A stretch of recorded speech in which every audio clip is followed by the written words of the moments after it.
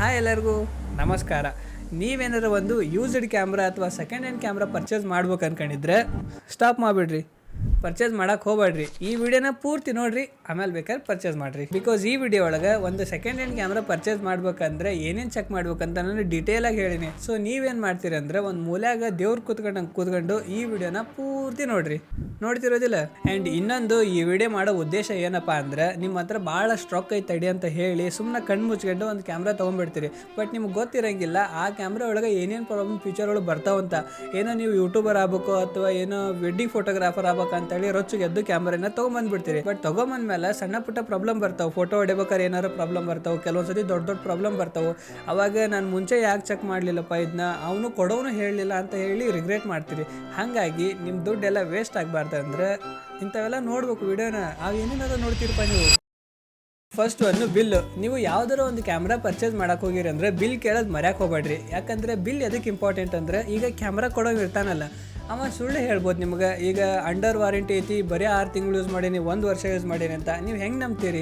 So ಅದೇ bill ಇತ್ತಂದರೆ ನೀವು ಆ ಬಿಲ್ ಒಳಗೆ ನೋಡ್ಬೋದು ಆ ಕ್ಯಾಮ್ರಾ ಯಾವಾಗ ತೊಗೊಂಡಿದ್ದು, ಅದು ಇನ್ನೂ ವಾರಂಟಿ ಒಳಗೆ ಐತೆ ಇಲ್ಲ. ಅಕಸ್ಮಾತ್ ವಾರಂಟಿ ಒಳಗಿದ್ರೆ ಬಿಲ್ ಇರೋದು ಭಾಳ ಇಂಪಾರ್ಟೆಂಟು. ಯಾಕಂದರೆ ಆ ಕ್ಯಾಮ್ರಾ ಒಳಗೆ ಏನಾರು ಪ್ರಾಬ್ಲಮ್ ಆಯಿತು ಅಥವಾ ಏನಾರು ಇಶ್ಯೂ ಆಯ್ತಂದ್ರೆ ವಾರಂಟಿ ಕ್ಲೈಮ್ ಮಾಡ್ಬೇಕಂದ್ರೆ ಬಿಲ್ ಇರೋದು ಭಾಳ ಇಂಪಾರ್ಟೆಂಟು. ಹಾಗಾಗಿ ಕ್ಯಾಮ್ರಾ ಸೇಲ್ ಮಾಡೋನ ಹತ್ರ ನೀವು ಬಿಲ್ ಕೇಳೋದು ಮರ್ಯಾಕೆ ಹೋಗ್ಬೇಡ್ರಿ. ಆಮೇಲೆ ಇನ್ನೊಂದು ಮಜಾಕಟ್ಟೆ ಏನಂದ್ರೆ, ಅವನ ಹತ್ರ ಬಿಲ್ ಇಲ್ಲ ಅಂದ್ರೆ ನೀವು ರೇಟು ಇನ್ನೂ ಸ್ವಲ್ಪ ಕಡಿಮೆ ಮಾಡ್ಬೋದು. Next second shutter count. ಈ ಶಟರ್ ಕೌಂಟ್ ಏನಂದ್ರೆ, ನೀವು ಈ ಫೋಟೋಸ್ ಕ್ಲಿಕ್ ಮಾಡ್ತಿರಲ್ಲ ಅದ್ರೊಳಗೆ ಶಟರ್ ಮೂವ್ ಆಕತಿ, ಅದಕ್ಕೆ ಶಟರ್ ಕೌಂಟ್ ಅಂತಾರ. ಎಷ್ಟು ಜಾಸ್ತಿ ಶಟರ್ ಕೌಂಟ್ ಆಕತ್ತಲ್ಲ ಅಷ್ಟು ಬೇಗ ಆ ಕ್ಯಾಮ್ರಾದ ಶಟರ್ ಏಜ್ ಕಡಿಮೆ ಆಗತ್ತೆ, ಅಂದ್ರೆ ಅದ್ರ ವಯಸ್ಸು ಕಡಿಮೆ ಆಕತಿ. ಹೌದು, ಈ ಶಟರ್ಗೂ ಒಂದು ಲೈಫ್ ಇರ್ತೈತಿ. ಆ ಶಟರ್ ಹಾಳಾತಂದ್ರೆ ಮತ್ತೆ ನೀವು ಅದನ್ನ ಚೇಂಜ್ ಮಾಡ್ಬೇಕು, ಅಲ್ಲಿ ಕೂಡ ನಿಮ್ಗೆ ಜಾಸ್ತಿ ಕಾಸ್ಟ್ ಬರ್ತೈತಿ. ಈಗ ನೀವು DSLR ಒಳಗೆ ಒಂದು ಎಂಟ್ರಿ ಲೆವೆಲ್ ಕ್ಯಾಮ್ರಾ ತಗೊಳಕ್ ಹೋದ್ರೆ ಅದ್ರೊಳಗೆ 1 ಲಕ್ಷ ತನಕ ಶಟರ್ ಕೌಂಟ್ ಬರ್ತೈತಿ. ಅದೇ ಪ್ರೊಫೆಷನಲ್ ಗ್ರೇಡ್ ಕ್ಯಾಮ್ರಾ ಒಳಗೆ ಹೋದ್ರೆ 2 ಲಕ್ಷದಿಂದ 4 ಲಕ್ಷ ತನಕ ಶಟರ್ ಕೌಂಟ್ ಇರ್ತೈತಿ. ಇವಾಗ ನೀವು ತಗೊಳ್ಳೋ ಕ್ಯಾಮ್ರಾ ಒಳಗೆ 10,000 ತನಕ ಶಟರ್ ಕೌಂಟ್ ಆಗಿದ್ರೆ ಆ ಕ್ಯಾಮ್ರಾ ನೀವು ಆರಾಮಾಗಿ ಪರ್ಚೇಸ್ ಮಾಡ್ರಿ. ಯಾಕಂದ್ರೆ ಅದು ಲಾಂಗ್ ಟರ್ಮ್ ಬರ್ತೈತಿ. ಅದು ಬಿಟ್ರೆ 50,000 ತನಕ ನೀವು ಪರ್ಚೇಸ್ ಮಾಡ್ಬೋದು. 50,000 ಶಟರ್ ಕೌಂಟ್ ಇದ್ರೆ ನೀವು ಇನ್ನೂ ಸ್ವಲ್ಪ ಪ್ರೈಸ್ ಕಡಿಮೆ ಮಾಡ್ರಿ, ಅಕಸ್ಮಾತ್ ಏನಾರ ಆ ಪ್ರೈಸ್ ಜಾಸ್ತಿ ಅನ್ಸಾತ್ರ. ಈಗ ಮಿರರ್ಲೆಸ್ ಕ್ಯಾಮ್ರಾ ಅಂತ ಬಂದ್ರೆ ಅದ್ರೊಳಗೆ ಶಟರ್ ಕೌಂಟ್ ಅಷ್ಟು ಮ್ಯಾಟ್ರ್ ಆಗಲ್ಲ. ಅಂದ್ರೆ ಮ್ಯಾಟ್ರ್ ಆಕತಿ. ಈ DSLR ಕ್ಯಾಮ್ರಾ ಶಟರ್ ಕೌಂಟ್ ಐತಲ್ಲ ಅದ್ರಷ್ಟು ಮ್ಯಾಟ್ರ್ ಆಗಂಗಿಲ್ಲ. ಮಿರರ್ಲೆಸ್ ಕ್ಯಾಮ್ರಾ ಒಳಗೆ 2 ಆಪ್ಷನ್ ಇರುತ್ತೆ, ಒಂದು ಮೆಕ್ಯಾನಿಕಲ್ ಶಟರ್, ಇನ್ನೊಂದು ಎಲೆಕ್ಟ್ರಾನಿಕ್ ಶಟರ್. ಈಗ ಈ ಶಟರ್ ಬಗ್ಗೆ ಡೀಟೇಲ್ ಆಗಿ ಹೇಳ್ಕೊಂತ ಹೊಂಟ್ರೆ ಬಹಳ ಕಾಂಪ್ಲಿಕೇಟೆಡ್ ಆಗ್ಬಿಡ್ತೈತಿ. ಈಗ ನಾನು ಎಷ್ಟು ಹೇಳಿನಿ ಅಷ್ಟು ಫಾಲೋ ಮಾಡ್ರಿ ಸಾಕು. ಇವಾಗ ಈ ಶಟರ್ ಕೌಂಟ್ ಚೆಕ್ ಮಾಡೋದು ಹೆಂಗೆ ಅಂದ್ರೆ, ಈಗ ನೀವು ತಗೊಳತ್ತಿರ್ತಲ್ಲ ಕ್ಯಾಮ್ರಾ ಅದ್ರೊಳಗೆ ಟೋಟಲ್ ಎಷ್ಟು ಶಟರ್ ಕೌಂಟ್ ಆಗ್ಯಾವ ಅಂತ ಚೆಕ್ ಮಾಡ್ಬೇಕು. ಅದಕ್ಕೆ ಏನ್ ಮಾಡ್ತೀರಿ ಅಂದ್ರೆ, ಆ ಕ್ಯಾಮ್ರಾ ಒಳಗೆ ಲೇಟೆಸ್ಟ್ ಆಗಿ ಒಂದು ಫೋಟೋ ಕ್ಲಿಕ್ ಮಾಡ್ರಿ. ಆ ಫೋಟೋನ ನಿಮ್ಮ ಲ್ಯಾಪ್ಟಾಪ್ ಅಥವಾ ಮೊಬೈಲ್ ಒಳಗೆ ಶೇರ್ ಮಾಡ್ಕರಿ. ಶೇರ್ ಮಾಡ್ಕೊಂಡು ಗೂಗಲ್ ಕ್ರೋಮ್ ಒಳಗೆ ಹೋಗಿ www.shuttercount.com ಅಂತ ಸರ್ಚ್ ಮಾಡ್ರಿ. ಇಲ್ಲೇ ನೀವು ಕ್ಲಿಕ್ ಮಾಡಿರೋ ಫೋಟೋ ಅಪ್ಲೋಡ್ ಮಾಡಿದ್ರೆ ಆ ಕ್ಯಾಮ್ರಾ ಒಳಗೆ ಇಲ್ಲಿ ತನಕ ಟೋಟಲ್ ಎಷ್ಟು ಶಟರ್ ಕೌಂಟ್ ಆಗೈತೆ ಅಂತ ತೋರಿಸ್ತೈತಿ. ಇಲ್ಲಿಂದ ನಿಮಗೆ ಐಡಿಯಾ ಸಿಕ್ಬಿಡ್ತೈತಿ. ಈ ಕ್ಯಾಮ್ರಾ ಮೌಂಟ್ ಮೇಲೆ ಏನಾರು ಡೆಂಟ್ಸ್ ಅದಾವ ಅಂತ ಚೆಕ್ ಮಾಡ್ರಿ. ಆಮೇಲೆ ಅದ್ರ ಮೇಲೆ ಯಾವ್ದಾರ ಲೆನ್ಸ್ ಹಾಕ್ತಿರಲ್ಲ ಒಂದ್ಸತಿ ಕ್ಯಾಮ್ರಾನ ಹಿಂಗೆ ಶೇಕ್ ಮಾಡಿ ನೋಡ್ರಿ, ಅಂದ್ರೆ ಏನಾರು ಸೌಂಡ್ ಬರುತ್ತಂತ. ಒಂದೊಂದ್ಸತಿ ಅಲ್ಲೇ ಲೂಸ್ ಫಿಟ್ಟಿಂಗ್ ಇರ್ತೈತಿ, ಅದ್ ಲೆನ್ಸ್ ಇರುತ್ತಲ್ಲ ಅದು ಕರೆಕ್ಟಾಗಿ ಲಾಕ್ ಆಗಿರಲ್ಲ. ಯಾಕಂದ್ರೆ ಲಾಕ್ ಸಿಸ್ಟಮ್ ಹಾಳಾತಂದ್ರೆ ಅಲ್ಲಿ ಕೂಡ ನಿಮ್ಗೆ ಪ್ರಾಬ್ಲಮ್ ಆಗುತ್ತೆ. ಅಂಡ್ ಇಲ್ಲಿ ಇದಾವಲ್ಲ ಇವು ಕನೆಕ್ಟರ್ ಕೆಲಸ ಮಾಡ್ತಾವೆ, ಇವನು ಕರೆಕ್ಟಾಗಿ ಚೆಕ್ ಮಾಡ್ರಿ. ಇವೇನಾರ ಹಾಳಾಗಿದ್ರೆ ಅಥವಾ ಡ್ಯಾಮೇಜ್ ಆಗಿದ್ರೆ ಆ ಕ್ಯಾಮ್ರಾ ಒಳಗೆ auto focus, aperture, image stabilisation ಇರ್ತಾವಲ್ಲ ಅವೆಲ್ಲ ಹಾಳಾಗ್ಬಿಡ್ತಾವೆ. ಅದ್ರ ಜೊತೆಗೆ ಒಂದಿಷ್ಟು ಫೋಟೋಸ್ ಕ್ಲಿಕ್ ಮಾಡಿ ನೋಡ್ರಿ, ಕರೆಕ್ಟಾಗಿ ಫೋಕಸ್ ಆಗತ್ತಲ್ಲ ಅದನ್ನು ಚೆಕ್ ಮಾಡ್ರಿ. Next dust and sensor scratches. ಈ ಡಸ್ಟ್ ಅಂಡ್ ಸೆನ್ಸರ್ ಕ್ರ್ಯಾಚಸ್ ನ ಚೆಕ್ ಮಾಡಕ್ಕೆ 2 ವಿಧಾನ ಅದಾವ. ಮೊದಲನೇದು ಫೋಟೋ ಕ್ಲಿಕ್ ಮಾಡಿ ಅದ್ರೊಳಗೆ ಚೆಕ್ ಮಾಡೋದು. ಇದು ಹೆಂಗ ಅಂದ್ರೆ, ನಿಮ್ ಕ್ಯಾಮ್ರಾ ಒಳಗೆ ಅಪರ್ಚರ್ ಮೋಡ್ ಒಳಗೆ ಇಟ್ಟು ಅದನ್ನ ಹೈಯರ್ ಅಪರ್ಚರ್ ಒಳಗೆ ಇಡ್ರಿ. ಅಂದ್ರೆ ಟೋಟಲ್ ಎಷ್ಟು ಅಪರ್ಚರ್ ಐತಲ್ಲ ಫುಲ್ ಇಡ್ರಿ. ಇಲ್ಲಿ ISO ಕಡಿಮೆ ಮಾಡ್ರಿ. ISO ಕಡಿಮೆ ಮಾಡಿ ಆಕಾಶದ ಕಡೆಗೆ ಕ್ಯಾಮ್ರಾ ಮಾಡಿ ನೀವು ಫೋಟೋ ಕ್ಲಿಕ್ ಮಾಡ್ರಿ. ಫೋಟೋ ಕ್ಲಿಕ್ ಮಾಡಿದ್ಮೇಲೆ ಆ ಫೋಟೋನ ಮೊಬೈಲ್ನಾಗ ಅಥವಾ ಕಂಪ್ಯೂಟರ್ ಒಳಗೆ ಹಾಕಿ ಆ ಫೋಟೋನ ಝೂಮ್ ಹಾಕಿ ನೋಡ್ರಿ. ಅದ್ರೊಳಗೆ ಏನಾದ್ರು ಡಸ್ಟ್ ಅಥವಾ ಸ್ಕ್ರಾಚಸ್ ಇತ್ತಂದ್ರೆ ಆ ಫೋಟೋ ಒಳಗೆ ಈ ತರ ಶೋ ಆಕತಿ. ಸೊ ಇಲ್ಲಿ ಏನೇನ್ ಕಾಣಕತ್ತಾವಲ್ಲ ಇವೆಲ್ಲ ಇದ್ರ ಹೆಸರು ಇಲ್ಲಿ ಮೆನ್ಷನ್ ಮಾಡಿರ್ತೀನಿ, ನಂಗೆ ಏನಾರ ಇಂಟರ್ನೆಟ್ ಒಳಗೆ ಸಿಕ್ಕರೆ. ಸೊ ಈ ತರ ಎಲ್ಲ ನಿಮ್ಗೆ ಶೋ ಆಕತಿ. ಸೊ ಇದರಿಂದ ನೀವು ಈಸಿಯಾಗಿ ಚೆಕ್ ಮಾಡ್ಬೋದು ಆ ಕ್ಯಾಮ್ರಾ ಸೆನ್ಸರ್ ಒಳಗೆ ಏನಾರ ಪ್ರಾಬ್ಲಮ್ ಐತನ ಅಂತ. ಇದು ಬಿಟ್ರೆ ಇನ್ನೊಂಥರ ಅಂದ್ರೆ 2ನೇ ವಿಧಾನ. ಇದು ಹೆಂಗೈತಿ ಅಂದ್ರೆ, ಆ ಕ್ಯಾಮ್ರಾದ ಲೆನ್ಸ್ ತೆಗೆದ್ಮೇಲೆ ಆ ಬಾಡಿ ಅಷ್ಟೇ ಇರುತ್ತಲ್ಲ ಅದ್ರೊಳಗೆ ಸೆನ್ಸರ್ ಇರ್ತೈತಿ. ಆ ಬಾಡಿನ ಸ್ವಲ್ಪ ಲೈಟಿನ ಬೆಳಕಿ ಕ್ರಾಸ್ ಹಿಡ್ಕೊಂಡ್ರೆ ಅದ್ರೊಳಗೆ ಕಾಣಿಸ್ತೈತಿ ಡಸ್ಟ್ ಅಥವಾ ಏನಾರ ಸ್ಕ್ರಾಚಸ್ ಇದ್ರೆ ಕಾಣಿಸ್ತೈತಿ. ಅಂಡ್ ನಿಮ್ಗೆ ಇಲ್ಲಿ ಇನ್ನೊಂದು ಹೇಳ್ತೇನೆ ನೋಡ್ರಿ, ನೀವು ಆ ಲೆನ್ಸ್ ತೆಗ್ದಿರ್ತಿರಲ್ಲ ಆ ಬಾಡಿದ ಸೆನ್ಸರ್ ಅದು ಶಟರ್ ಇರ್ತೈತಲ್ಲ ಅದನ್ನ ಸೂರ್ಯನ ಬೆಳಕಿ ಹಿಡಿಯಕ್ಕೆ ಹೋಗ್ಬೇಡ್ರಿ. ಅಂದ್ರೆ ಸೂರ್ಯನ ಕಿರಣ ಡೈರೆಕ್ಟಾಗಿ ಆ ಸೆನ್ಸರಿಗೆ ಬಿತ್ತಂದ್ರೆ ಹಾಳಾಗ್ಬಿಡ್ತೈತಿ. ಹಾಗಾಗಿ ಸ್ವಲ್ಪ ಹುಷಾರಾಗಿರ್ಬೇಕು. ಇವೆಲ್ಲ ಭಾಳ ಸೂಕ್ಷ್ಮ.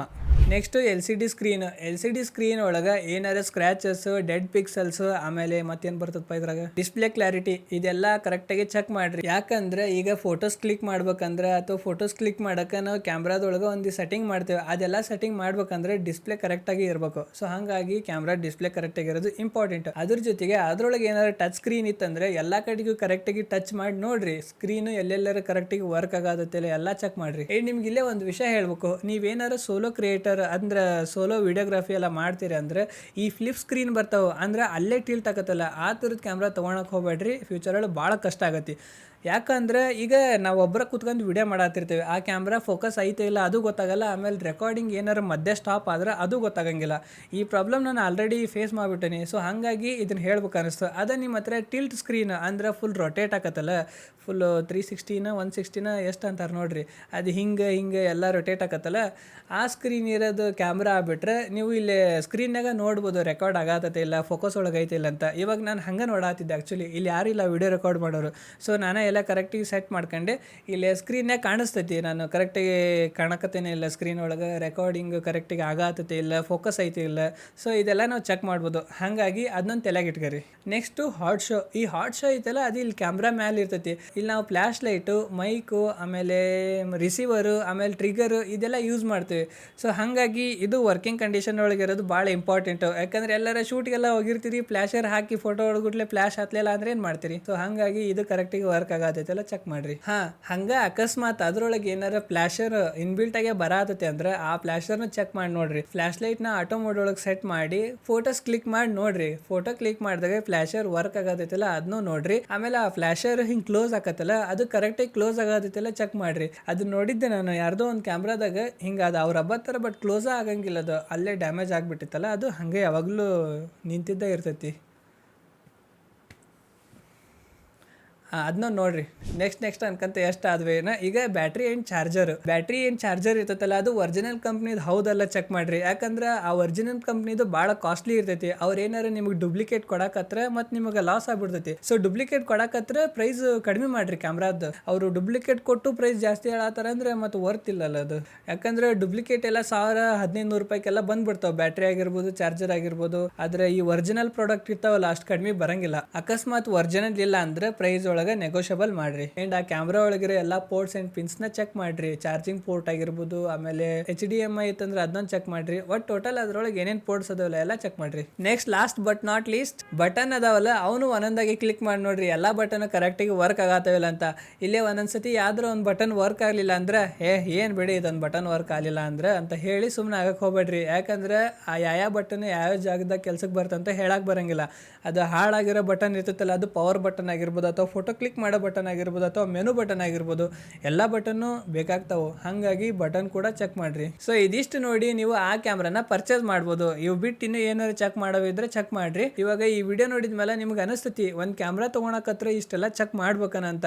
ಬಟ್ ಆ್ಯಕ್ಚುಲಿ ನೀವು ಚೆಕ್ ಮಾಡಬೇಕು. ಯಾಕಂದ್ರೆ ನೀವು ತರಕಾರಿ ಅಂಗಡಿಗೆ ಹೋಗಿ ಟಮಾಟೆ ಹಣ್ಣು ತೊಗೊಳತ್ತಿರಲ್ಲ, ಕ್ಯಾಮ್ರಾ ತೊಗೊಳತ್ತಿರ್ತೀರಿ. ಅದು ಎಲೆಕ್ಟ್ರಾನಿಕ್ ಗ್ಯಾಜೆಟ್, ಸುಮ್ಮನೆ ಬರಂಗಿಲ್ಲ ರೊಕ್ಕ 50,000 60,000 30,000 ಗಂಟೆ ಕ್ಯಾಮ್ರಾ ಕೊಟ್ಟು ತೊಗೊಳತ್ತಿರ್ತೀರಿ. ತೊಗೊಬಂದ್ಮೇಲೆ ಪ್ರಾಬ್ಲಮ್ ಆಗಬಾರ್ದು. ನಾನು ಅವಾಗಲೇ ಹೇಳಿದ್ನಲ್ಲ ವಿಡಿಯೋ ಶೂಟ್ ಮಾಡ್ಬೇಕಾದ್ರೆ ಏನಾರು ಪ್ರಾಬ್ಲಮ್ ಅಂತಂದು. ಭಾಳ ಜನ ಬಿಸ್ನೆಸ್ ಮಾಡ್ಬೇಕು ಅನ್ಕೊಂಡಿರ್ತೀರಿ, ಅಥವಾ ವೆಡ್ಡಿಂಗ್ ಶೂಟ್ ಮಾಡ್ಬೇಕು ಅನ್ಕೊಂಡಿರ್ತೀರಿ, ಅಥವಾ ಫುಲ್ ದೊಡ್ಡ ಒಳ್ಳೆ ಕಾಂಟೆಂಟ್ ಕ್ರಿಯೇಟರ್ ಆಗ್ಬೇಕು ಅನ್ಕೊಂಡಿರ್ತೀರಿ. ಅದು ತೊಗೊಳ್ಬೇಕಾದ್ರೆ ಏನೂ ಅನ್ಸಂಗಿಲ್ಲ. ತೊಗೊಂಡ್ಮೇಲೆ ಅನಿಸ್ತತಿ ಇದನ್ನೆಲ್ಲ ಚೆಕ್ ಮಾಡಲಿಲ್ಲಲ್ಲ ಅಂತ ಹೇಳಿ. ಸೊ ಬಿಗ್ನರ್ ಆದಾಗ ಸ್ವಲ್ಪ ಯೋಚನೆ ಮಾಡಿರಿ ತೊಗೊಳಕತ್ತಾಗ. ಆ ಕ್ಯಾಮ್ರಾ ಒಳಗೆ ಏನೇನು ಇಂಪಾರ್ಟೆಂಟ್, ಆಮೇಲೆ ಏನೇನು ಚೆಕ್ ಮಾಡಬೇಕು, ಇವೆಲ್ಲ ಭಾಳ ಇಂಪಾರ್ಟೆಂಟ್. ತಂದ್ಮೇಲೆ ನಿಮ್ಗೆ ಆಮೇಲೆ ರಿಗ್ರೆಟ್ ಅನ್ಸಾತ್ಬಿಡುತ್ತೆ, ಅಷ್ಟು ರೊಕ್ಕ ಕೊಟ್ಟು ಎಂಥ ಡಬ್ಬಾ ಕ್ಯಾಮ್ರಾ ತಂದುಬಿಟ್ಟೆ ಅಂತ. ಹಾಗಾಗಿ ಇವೆಲ್ಲ ಇಂಪಾರ್ಟೆಂಟ್ ಚೆಕ್ ಮಾಡೋದು. ಆ್ಯಂಡ್ ಅಷ್ಟೇ ಅಲ್ಲ ಮತ್ತೇನದಾವು. ನೀವು ಯಾರ್ಯಾರು ಕ್ಯಾಮ್ರಾ ತೊಗೋಬೇಕಂತ ಡಿಸಿಷನ್ ತೊಗೊಂಡಿದ್ರೆ ಕಾಮೆಂಟ್ ಸೆಕ್ಷನ್ ಒಳಗೆ ತಿಳಿಸ್ರಿ ನೀವು ಯಾವ ಕ್ಯಾಮ್ರಾ ತೊಗೊತೀರಿ ಅಂತ. ನೋಡೋ ನಾವು ಯಾರ್ಯಾರು ಯಾವ ಕ್ಯಾಮ್ರಾ ತೊಗೊತಾರ ಅಂತ. ಸೊ ಇವತ್ತಿಗೆ ಇಷ್ಟು ಸಾಕು. ನಾನು ಮತ್ತೆ ಹೊಸ ವಿಡಿಯೋ ಸಿಗ್ತೇನೆ. ಅಲ್ಲಿ ಮಟ್ಟ ಎಲ್ಲರೂ ನಾನು ಮಿಸ್ ಮಾಡ್ಕರಿ. ನಾನು ಮತ್ತೆ ನೆಕ್ಸ್ಟ್ ವಿಡಿಯೋ ಸಿಗ್ತೇನೆ. ಅಲ್ಲಿ ಮಟ್ಟ ಎಲ್ಲರಿಗೂ ಟಾಟಾ ಬಾಯ್.